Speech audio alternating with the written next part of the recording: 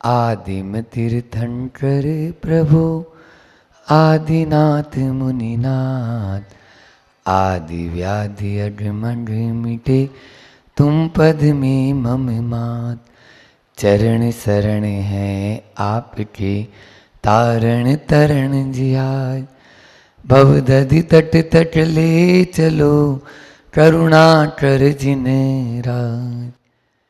बावन गजा के बड़े बाबा आदिम तीर्थंकर आदिनाथ भगवान की, परम उपकारी संत शिरोमणि आचार्य गुरुवर विद्यासागर जी महाराज की, पूज्य मुनि श्री 108 दुर्लभ सागर जी महाराज की, 1008 सिद्ध चक्र महामंडल विधान की। हम कौन थे और क्या हो गए? हम कौन थे और क्या हो गए और क्या होंगे अभी? क्या होंगे अभी? आओ मिल बैठकर सुलझाएं इन सारी समस्याएं सभी। आओ मिल बैठकर सुलझाएं ये समस्याएं सभी। हम क्या थे और क्या हो गए और क्या होंगे अभी, उन समस्याओं को सुलझाना। अभी आपने देखा वीर भूमि में वीरों की गौरव गाथा, एक एक व्यक्ति हजार हजार पे नहीं। हाँ, आप लोग देखते हो डंडी, बनिए का काम डंडी देखना होता है, लेकिन यहाँ तो अंजन चोर जैसे रहते हैं, आणम जानम कछु न जानम सेठ वचन प्रमाणम। एक ही तलवार में सारी तुड्डियां अलग, और पहुंच जाता है वो रिद्धि बनकर, रिद्धिधारी देव बनकर गुरु चरणों में।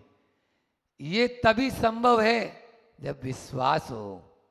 विश्वास नहीं होगा इस कान से सुन लिया और इससे निकाल देंगे। बहुत सारे वीरों की गौरव गाथा, और बहुत सारे नहीं, ये तो केवल टेलर था, पिक्चर तो पूरी बाकी है अभी। ये तो केवल बानगी थी कि हाँ ऐसा हमारे पास में सैंपल है, बाकी ग्रंथ भरे पड़े हैं।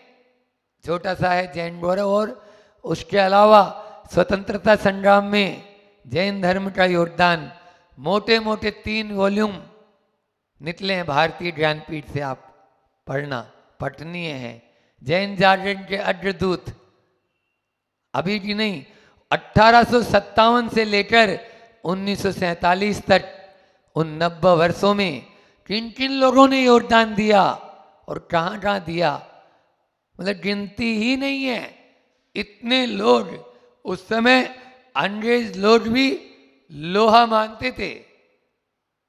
सत सवन यवन और मुगलों के बाद में जब अंग्रेज सबसे ज्यादा नुकसान किया अंग्रेजों ने, लेकिन उनसे भी लोहा लेने में पीछे नहीं हटे और एक कदम आगे बढ़कर ही चलते थे। और भगवान आदिनाथ को ही ले लो ना, सबसे पहले सत्कर्म का उपदेश दिया, दंडी का उपदेश दिया, तराजू का उपदेश दिया। 80 मतलब मसी बाद में, 80 पहले। 80 का मतलब ही तलवार है। 80 धारा व्रत बोलते ना, मुनि महाराज जी जो व्रत लेते हैं उसको बोलते हैं 80 धारा व्रत, मतलब तलवार की धार पर चलने जैसा ये व्रत कहलाता है। इसलिए 80 मतलब तलवार, 80 मसी कृषि शिल्प वाणिज्य और कला, इन 60 कर्म का उपदेश आदिनाथ भगवान ने युद्ध के आदि में दिया। क्यों? और भगवान महावीर स्वामी और आदिनाथ भगवान 2400 तीर्थंकर ने एक हिंसा मत करना, बस संकल्प पूर्वक मत मारना। मैंने 2 अक्टूबर को बोला था, हमारे भारत में डिफेंस मिनिस्ट्री है, डिफेंस मिनिस्ट्री नहीं। आक्रमण मंत्रालय नहीं बना है, रक्षा मंत्रालय बना है। हम किसी की ओर आंख भी उठा के नहीं देखेंगे, लेकिन कोई हमारे ऊपर आंख उठाएगा तो मुंह तोड़ जवाब देंगे। इस श्रावक का कर्तव्य है, श्रावक का इसमें ये वीरों की, जैसे वीरों का बताया ना कि क्षमा वीरस्य भूषणम है, ऐसे ही अहिंसा भी या इस प्रकार की विरोध करना भी ये वीरों का है। नहीं तो चूड़ियां पहन लो। आपने हाड़ा रानी का सुना होगा, जब राजस्थान में नई नई शादी हुई, अब सुहाग रात जिस दिन, उसी दिन परचट्रण में आक्रमण कर दिया। अब परचट्रण ने आक्रमण किया तो अब क्या करें? उसने अपने सेनापति को और उनको बोला कि भैया मेरी तो आज शादी हुई है और अभी अभी आई है ये, तुम युद्ध को तुम देख ले, तुम अपने हिसाब से चलता। मंडलोई जी जैसे बोलते हैं कि भाई हाँ देख लो आप। तो तुरंत वहीं बैठी हुई हाड़ा रानी ने चूड़ियां खोली और आप ये पहनिए और लाओ तलवार मुझे दो, तलवार मुझे दो, मैं जा रही हूं, आज से आपकी अर्धांगिनी हूं।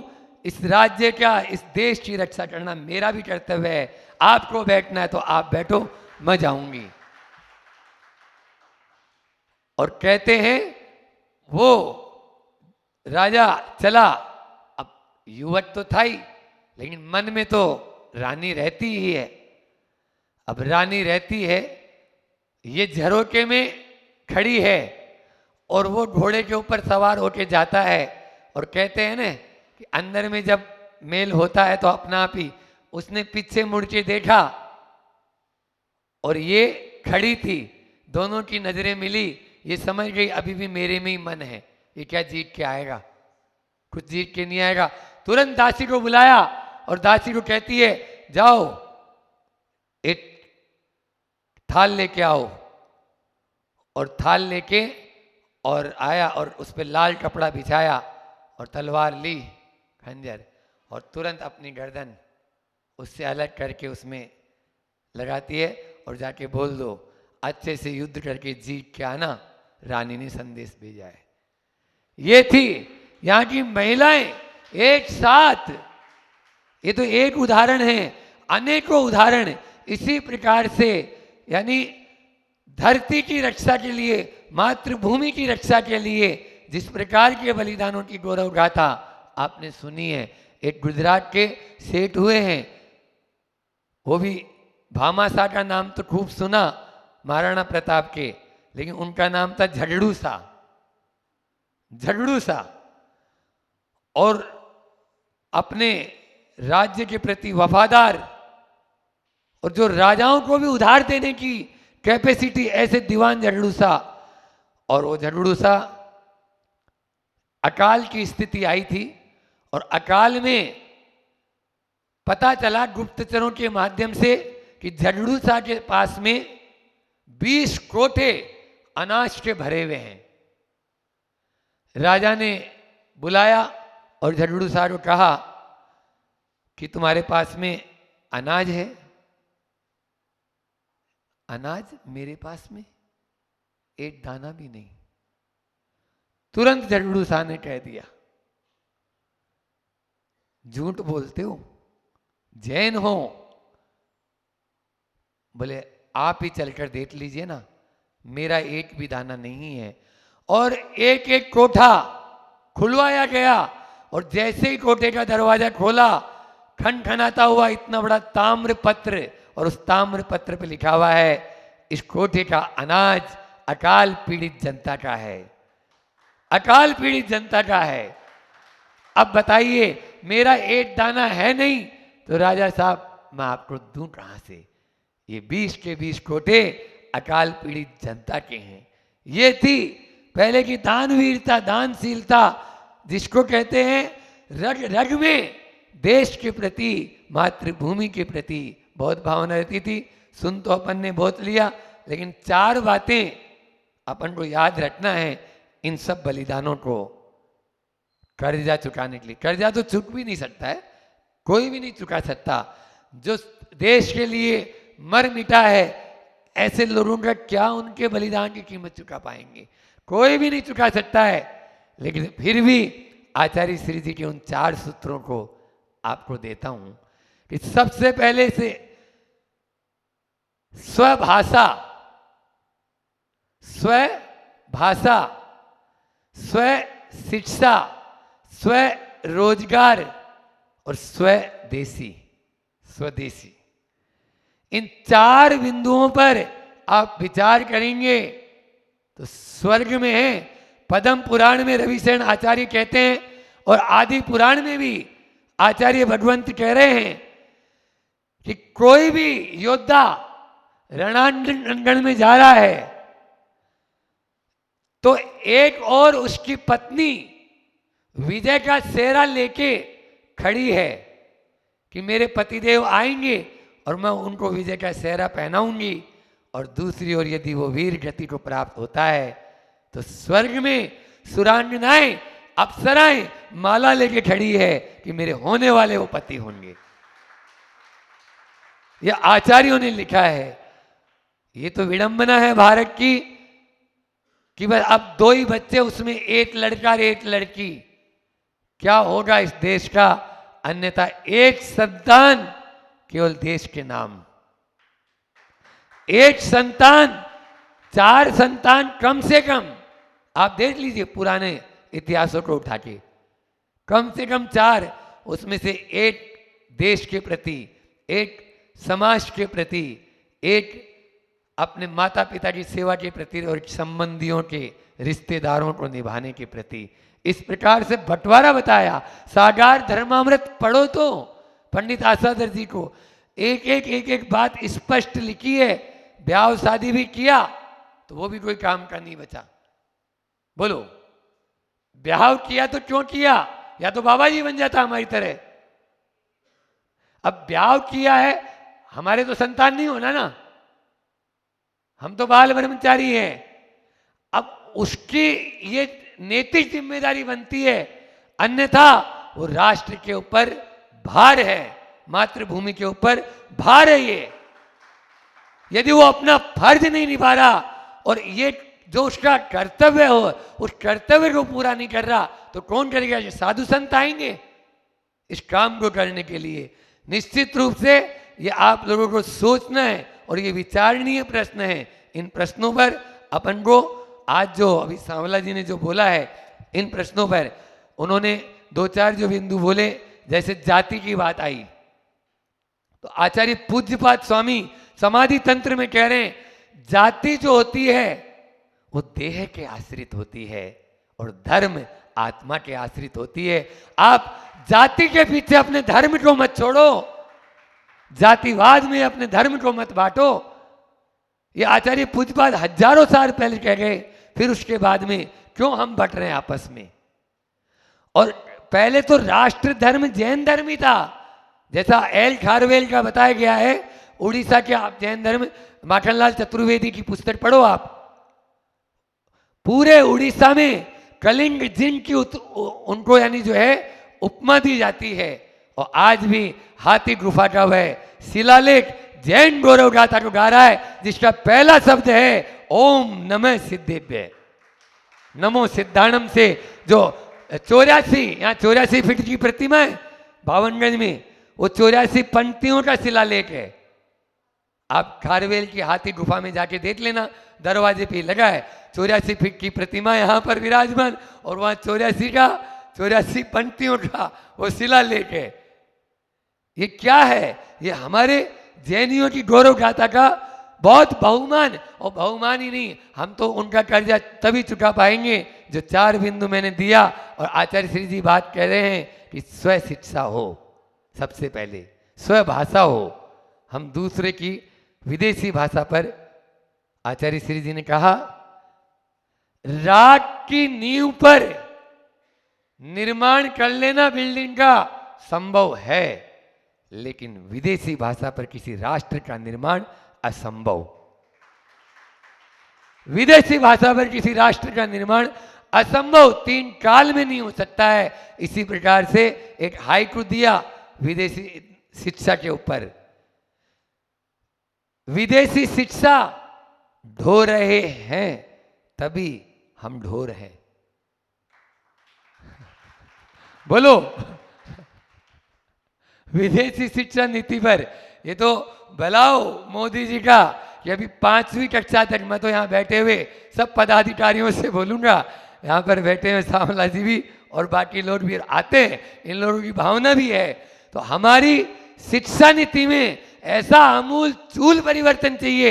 विधानसभा में एक ही बात पर आचार्य श्री जी ने बार बार जोर दिया कि शिवराज जी आप अपनी कैबिनेट के साथ बैठे हैं, मैं भी अपनी कैबिनेट के साथ में बैठा हूं, दोनों कैबिनेट है, लेकिन आपको केंद्र तक ये बात पहुंचानी होगी कि शिक्षा नीति और शिक्षा जो भाषा हमारी स्वयं की हो। हम विदेशी भाषा और विदेशी शिक्षा नीति पर कभी तरक्की नहीं कर पाएंगे। और उसमें आरएसएस और विश्व हिंदू परिषद और बजरंग दल बहुत आगे से लगे हैं, चाहे मोहन भागवत जी हो और चाहे कोई भी, सब लोग इसमें पूरा तन मन से लगे हैं।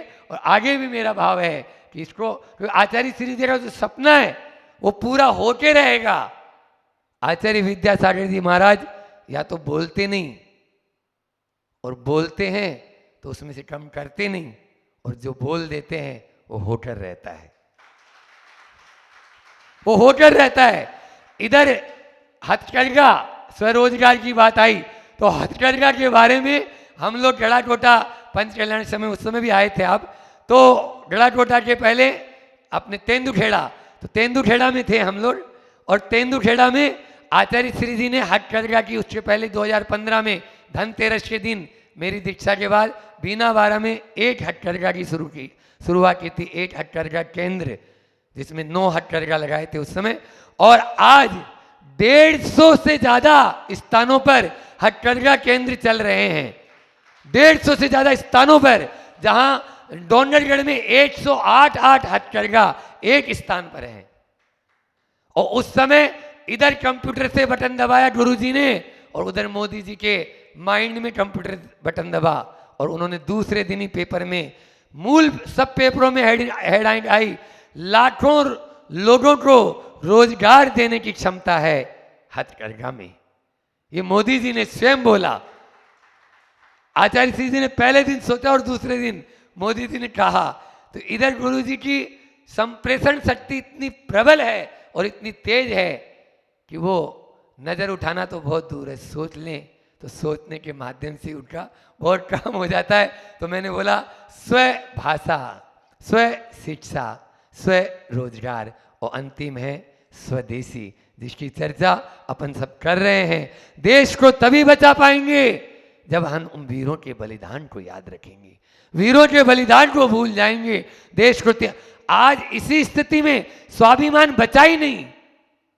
मुल्ला नसरुद्दीन जहाज में यात्रा कर रहा था और मुल्ला नसरुद्दीन से बाजू वाले ने बोला, मुल्ला उठ, जहाज में छेद हो गया, पानी आ गया।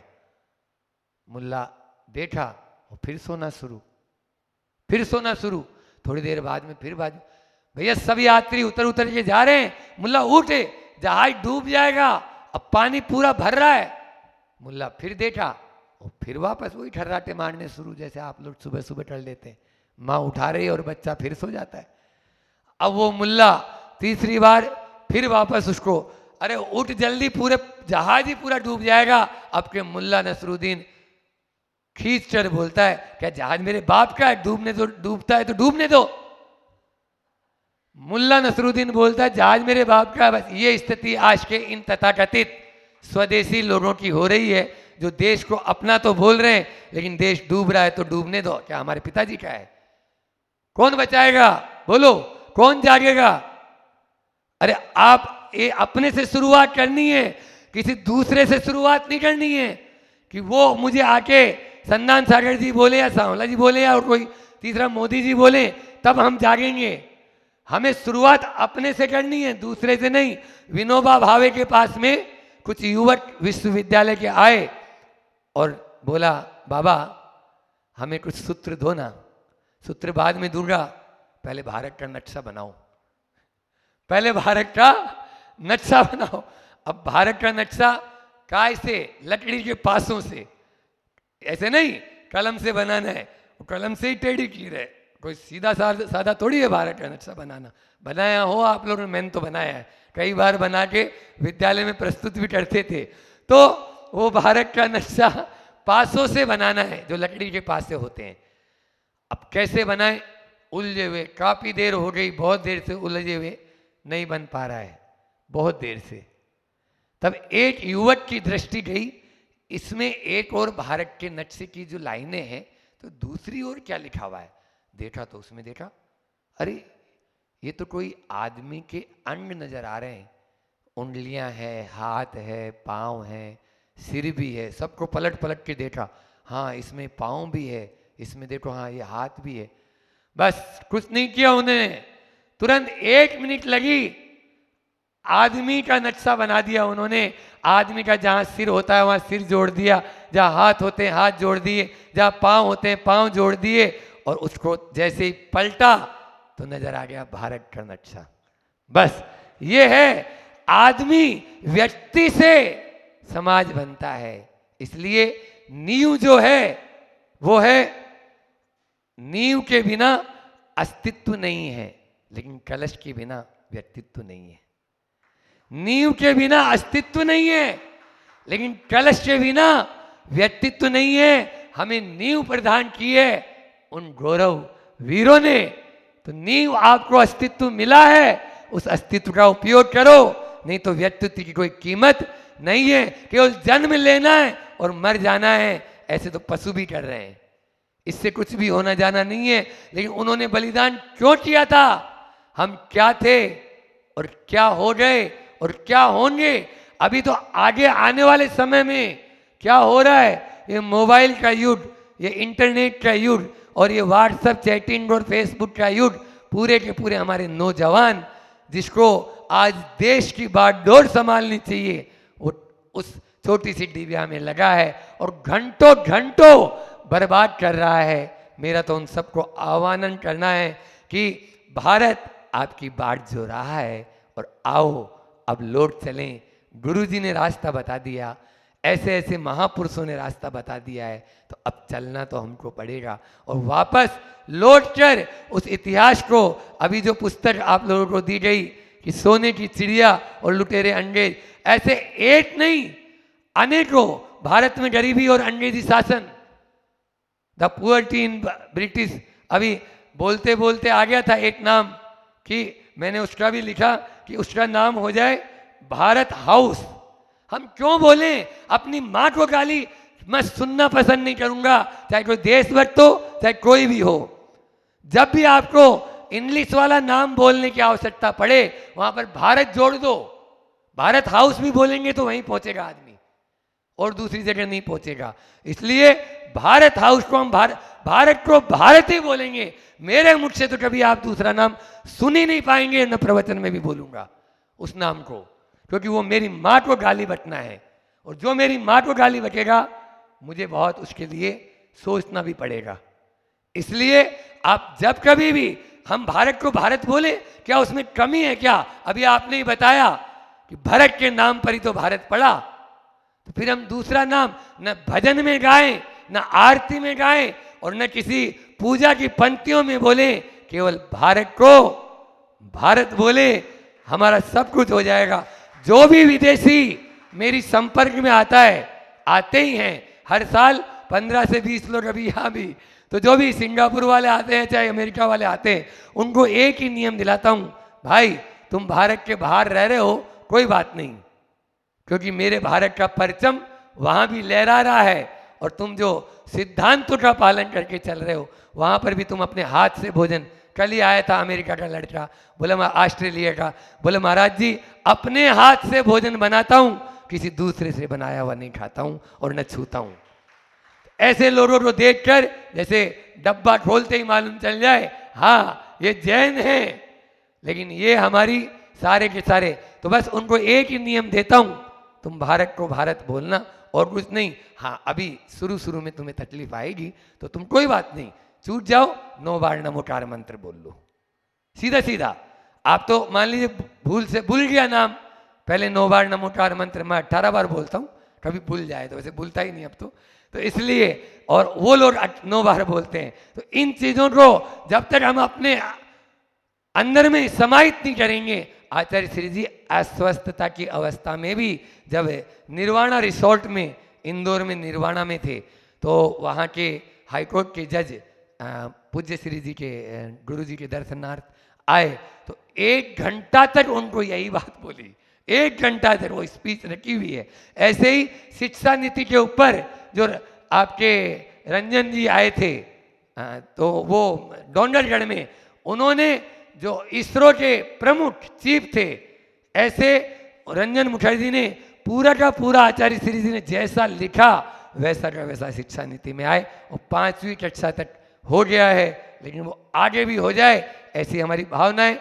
समय भी अपना हो रहा है, तो उन वीरों के प्रति आज अपन ने जो अभी यहाँ पर सुना है, केवल मात्र सुनने मात्र से काम नहीं चलेगा।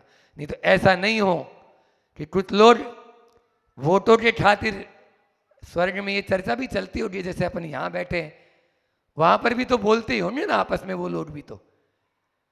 तो चाहे वो भामाशाह हो, चाहे महाराणा प्रताप हो, चाहे चंद्रगुप्त मौर्य हो, चाहे वो विक्रमादित्य हो, चाहे वो लक्ष्मीबाई का अमित जी हो, तो ये सब वहां पर भी कि कुछ लोग वोटों के खातिर मर गए, कुछ लोग नोटों के खातिर मर गए, और वो लोग बोलते होंगे यार हम भी किन कमीनों के खातिर मर गए। अरे ताली मत बजाओ, समझ में आ रहा है? वो लोग बोलते ही होंगे, गांधी जी रोते होंगे। आचार्य श्री जी को मैंने देखा है कि मेरा बापू रो रहा है। क्यों? आचार्य श्री जी की टेबल के ऊपर आपको समय सार, प्रवचन सार, धौला जी, जय धौला जी की किताब नहीं मिलेगी। आप तो देखें मेरे सपनों का भारत, हमारी मातृभाषा, ये पुस्तकें वहां पर, अंग्रेजी माध्यम का भ्रमजाल, ऐसी पुस्तकें पढ़ते हैं और हम लोगों को भी वही प्रेरित करते हैं। तो एक ही बात कहूंगा, स्वभाषा हो, स्व शिक्षा हो, स्वरोजगार हो और स्वदेशी हो। बस जैसे जापान पूरा का पूरा मिट गया, लेकिन उसके बाद में भी तरक्की कर गया। क्यों?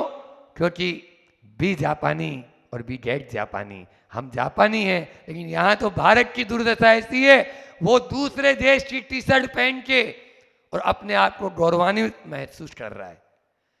उस पर लिखा हुआ भी दूसरे देश का नाम है और फिर भी वो अपने आप को गौरवान्वित समझ रहा है। क्या ये भारत की परंपरा? माँ भी रोती होगी उसके ऊपर कि किन कपूतों को जन्म दे दिया है। लेकिन बंधुओं, सुधरना जहां से शुरू हो जाए उसी का नाम तो साधना है। सुधरना जहां से शुरू हो जाए उसी का नाम साधना है। बस अब हमको सुधरना है, एक एक कदम अपने से शुरुआत करें। निश्चित रूप से इन सब बिंदुओं पर अपन बात कर सकते हैं। इतना ही रखते हैं। 2 लाइन जो आज वीर गाथाओं के ऊपर आचार्य श्री जी ने प्रत्येक भक्तियों का पद्यानुवाद किया और पद्यानुवाद में वीर मरण शब्द लिखा, तो मैंने वहां से लिया कि कष्ट दूर हो, कर्म चूर हो, बोधि लाभ हो, सदगति हो, वीर मरण हो जिन पद मुझको मिले सामने सन्मति हो। इंदौर की घटना, अभी इंदौर वाले ही यहाँ पर हैं सब ज़्यादातर, तो उन्हीं की बात उन्हीं को ही परोस दें। एक बालक नेमावर में हमारे पास में आता था इंदौर से। जब हम गांव के मंदिर जाते थे तो वो हमारे साथ जाता था प्रतिदिन, बल्कि शनिवार रविवार को तो पूरे चातुर्मास में वो आया। और नाम नहीं बता रहे, आप लोगों को मालूम चल जाएगा। उस बालक का भाव बना कि मुझे मोक्ष मार्ग में आगे बढ़ना है, तो हमने भी उसको संबल दिया कि हाँ बहुत अच्छी बात है, इससे सीधा और इससे सरल कोई रास्ता नहीं है। बाकी संसार के रास्ते लगते तो सीधे हैं, लेकिन होते, बोलो ना, हाँ आप लोग तो सब, क्यों रुपेश भाई? हाँ, ये वो मिठाई है जो खाए तो और नहीं खाए तो नहीं बचता है। आप क्या सोच रहे थे? तो बात थी और आई गई हो गई। हम लोगों का चातुर्मास 2020 का इंदौर होना हो गया 2019 के बाद। और नियोज से वो बच्चा आता था, लेकिन कोरोना की काल के कारण जैसे ही हम लोगों का इंदौर में प्रवेश हुआ और उसने भी दस्तक लगाई और एक आध महीना तो वो आया, फिर नहीं आ पाया। लेकिन उसको फिर भी हम जैसे तैसे अंदर ले ही लेते थे, क्योंकि वो आता था और हम सब महाराजी लोगों से हमसे बहुत परिचित था, बैठता था, जुड़ता था और अच्छा भी लगता था। देखिए, घर परिवार में एक ऐसा परिवार है जिसमें आचार्य श्री जी के पड़जान के लिए लालायित रहते हैं। आहार देने के लिए लोग छत पे से कूद के आ जाएंगे, गिर पड़ के कोई कपड़े भी उतार दे पूरे तो उतार ले तुम तो, लेकिन मुझे तो आहार देना है, फाड़ना है फाड़ दे तुम, जो भी करना है। ऐसी स्थिति भी हो जाती है। एक बीच में दूसरा संस्मरण याद आ गया, वो भी सुना दूं कि रामटेक की घटना, और एक डॉक्टर साहब, बड़े डॉक्टर, और उनको आहार देने की इच्छा, तो हमने बोला, वो मेरे से बहुत ज़्यादा प्रमाण शरीर से बहुत जुड़े हैं, तो वो बोले कि आज महाराज जी आहार देना है, जन्मदिन है आचार्य श्री जी, एक अंजलि बस, एक ग्रास में देने को। मतलब भैया बहुत भीड़ रहती है और इतनी भीड़ में घुसौन कैसे? तो बोले नहीं नहीं महाराज जी आपकी कृपा हो रही तो बस आप तो आशीर्वाद दे दो। हम कहते नहीं, हम भी उस दिन गए ही नहीं, मतलब और लपड़े में पड़ेंगे, तो दूर ही खड़े थे। अब वो इतनी भीड़ कि उनका ऊपर का दुपट्टा किसी ने खींच के अलग कर लिया, तो भी वो बिना दुपट्टे के अंदर तो घुस ही गए। और लास्ट में बोलते हैं तुम तो नीचे वाला भी खोलना चाहे तो, लेकिन मुझे तो एक अंजलि आहार देना है। आचार्य श्री जी ऊपर से नीचे तक देखते हैं और तुरंत उन डॉक्टर साहब को बोलते हैं, इतने बड़े डॉक्टर हैं, आने दो। खुद आचार्य श्री जी अपनी अंजलि बंद रखे और बोले इनको पहले आने दो, और उनको व्यवस्थित किया। गुरु जी रुके रहे और उनसे आहार लिया। तो भक्ति में वो शक्ति होती है कि मुझे देना है आज तो ऐसा ही उस बालक के साथ में उसके माता पिता यानी पिताजी, चाचा जी और दादाजी, वो सब मुनि भक्त प्रबल, और दादी और माँ, उसकी रियल जन्म देने वाली माँ, घर में आहार चल रहा है। अरुण जी सुन रहे हो भैया? घर में आहार चल रहा है लेकिन बाहर नहीं निकली, दोनों कमरे में बंद रही, अंदर आहार देना ही नहीं है ना, देना ही नहीं है मुझे। ऐसे निश्चय को, पक्ष को रखने वाले, कैसा निश्चय उनका हो जाता है और क्या उनके मन में है ये पता नहीं, लेकिन बालक के भाव प्रबल। अब मां नहीं माने तो क्या करें? अब गुरु जी के पास में एक दिन परिचय करवा दिया। हम सौम्य सागर जी महाराज जी और हम लोग गए, और गुरु जी ने उसको ऊपर से नीचे तक देखा। जानते तो पहले भी थे, घर में जब आहार हुए हैं तो वैसे ही जानते हैं कि भाई और बड़ा परिवार है बहुत। तो आचार्य श्री जी तुरंत, उस समय अस्वस्थ भी थे, उस बालक को आचार्य श्री जी ने तुरंत स्वीकार कर लिया। खाली उसके चाचा जी थे और पिताजी थे, तुरंत बोले, पहले चाचा जी थे, ताऊ जी मतलब चाचा जी क्या, और पिताजी जो है वो भी नहीं थे। दूसरे दिन आए तो बोले महाराज जी आपका है, उन्होंने भी सहर्ष। लेकिन घर भर में तो और ही स्थिति हो गई कि ये क्या हुआ है, ऐसा नहीं वैसा नहीं, कोई मुनि महाराज जी, सच्चे मुनि महाराज तो होते ही नहीं अभी। और आचार्य जी कहते हैं कि मैं खुद हूं और बना के बता रहा हूं, इससे ज्यादा और क्या चाहिए। तो आचार्य श्री जी ने उसको ज्येष्ठ श्रेष्ठ निर्यापक श्रमण जी के साथ में पास में भेज दिया, और जैसे ही भेजा तो बस तहलका मच गया। दूसरे दिन किसी का पुण्य काम आता ही है, तो 2 ब्रह्मचारी वहीं थे, उन 2 को और भेज दिया। आचार्य भाव पहले से ही था, एक विधि सेठ सागर नाम बोल दिया, तो उनको भी भेज दिया। अब चौथे दिन से जो लाइट लगी, तीसरे चौथे दिन से ब्रह्मचारियों का तांता, लोग अपने वाहन करके आ रहे हैं, क्योंकि वाहन उस समय पूरे बंद थे, ट्रेन बस सब बंद थी, उस समय की बात है ये। अब आचार्य श्री जी ने बोला ये लोग कैसे अंदर आ रहे हैं, यहाँ तो एंट्री है ही नहीं, फिर भी अंदर आ रहे हैं। एक दिन इरियापत में जो बात बोली जिसके लिए हमने ये आपको संस्मरण सुनाया वो महत्वपूर्ण है। इरियापत में कहा इतने सारे ब्रह्मचारी लोग आ रहे हैं, माता पिता कुछ सोच समझ कर ही तो मुझे सुपर्द करते हैं, और मैं ऐसा तो हूं नहीं कि आज दीक्षा दे दी और कल छोड़ दूं। गुरु जी के शब्द आज दीक्षा दे दी और कल वो घूमता रहे या छोड़ दूं, उसके जीवन भर तक की जब तक जिम्मेदारी नहीं हो तब तक मैं कैसे स्वीकार कर लूं।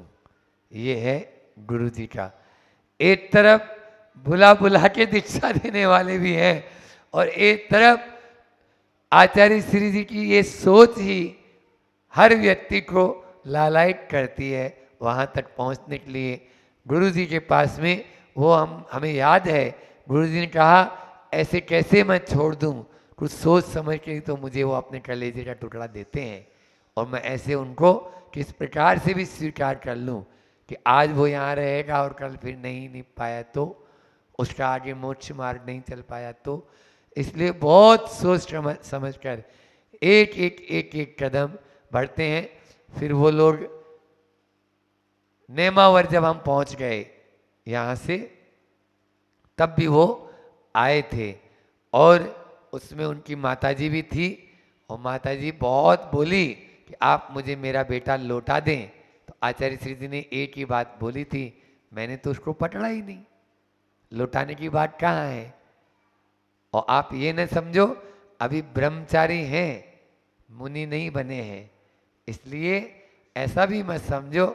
लेकिन उनको बहुत कन्विंस करके, और उनकी जो बुआ थी और माँ दादी थी ये सब आए थे, और उनको आचार्य श्री जी ने समय दिया, और जितना आचार्य श्री जी, लेकिन वो लोग मानने वाले कब थे। लेकिन फिर भी उनकी कुछ नहीं, क्योंकि दृढ़ता जहाँ होती है वहाँ पर मंजिल आसान होती है। बस उस बालक की दृढ़ता कि उसने कह दिया मुझे अब घर जाना ही नहीं, दादाजी खत्म हो गए तो भी वो घर पे नहीं गया। ऐसी दृढ़ता होती है तभी मोक्ष मार्ग में आगे बढ़ पाते हैं। बोलिए अहिंसा परमो धर्म।